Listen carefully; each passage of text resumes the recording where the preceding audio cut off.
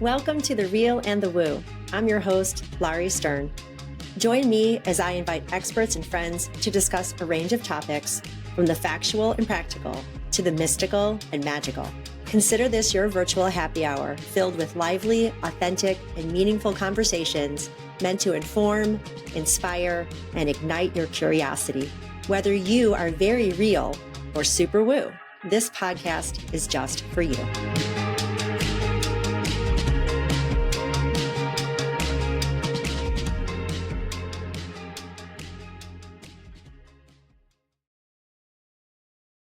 Hey, it's Lauri coming to you straight from my living room floor.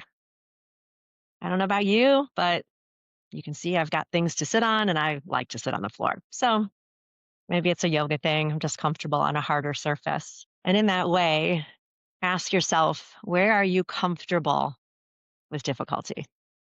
Where do you put yourself or place yourself in situations where it's harder than it has to be because that's familiar to you? There's a lot of us who would prefer to stay in pain than live in the uncertainty of healing. And one of the ways we experience pain is our monkey minds. I just heard a great quote today from Michelle Nolan, fabulous tarot reader, and she said, we need to understand our minds and hear our minds in order to be able to change our minds. So one of the ways I get to hear my mind is through meditation, seated meditation, for example. Or I also hear my mind better when I'm moving. You guys know that. I've said that a lot. Biking, running, doing yoga. So when you are in that swirl, too many thoughts, and a lot of those thoughts are often worrying thoughts. Say hi to Sophie. We are meant to put a stick in that wheel and stop it.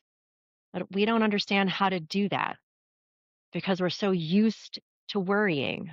A lot of us have conflated worry with love or worry with doing something about things we cannot control. An example comes to mind if you've got children. Of course, you're going to worry about your children. But if you are constantly worrying about your children, that does two things. It doesn't make you feel any better, and it actually disempowers them because the message they receive when you're worrying is they can't figure things out for themselves. As parents, of course, we want to make the world a better place and do everything for our kids. They don't have to go through any hardship.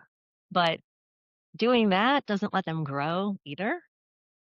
So let's just take that example. If you're stuck in worry, it is giving you something to do, but it's not really getting you anywhere. Comes from fear, comes from need to control. It comes from a lot of our places within us. And you know what I'm going to say? When you understand how your wheels turn, you can drive your vehicle anywhere. And I just said this in my workshop last week at Reach Yoga. So many people showed up. I was so glad, not just for myself, for them, because they eagerly walked in that door to be curious about their internal instructions, their internal wheels. They want to understand how to get off the hamster wheel. They want to understand why certain situations or people trigger them and why certain people and situations don't. They wanted to get a better understanding of why they feel so insecure or disempowered, or why, admittedly, they're so freaking egotistical and think they know it all. So everything from A to Z, right?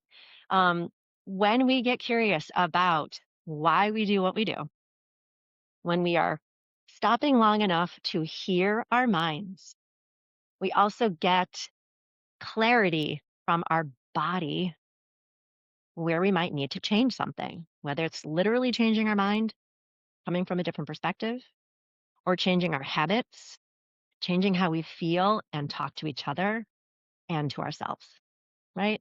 So I just wanted to come on and just give you little tips and tricks on A, you matter. You know, I say that. B, you're allowed to unwind what might not be working so well for you. And you're allowed to admit you have no idea what that is. And you're also allowed to admit you thought you knew it all, so you didn't need to do any of this work on yourself. That's okay too. But if you're stuck in a swirl, and there's a lot to worry about at home, in ourselves, outside of these walls. Ask yourself, how is that working for you? Are you waking up feeling ready to face the day, or are you bracing? Right. So I always say, are you bracing when you wake up, or are you embracing? It's quite different. If you're stuck in worry because you're used to it, or you falsely think it's giving you something to do, pause, put a stick in that hamster wheel, step off, and really listen to where and how and when you might get to change your mind, change the way you operate your mind, right? Your mind feeds so much within you. So if you're in a constant state of worry and anxiety, the rest of your body is going to feel that way as well. So I hope this is helpful, and I hope you have a wonderful day. I'll see you soon.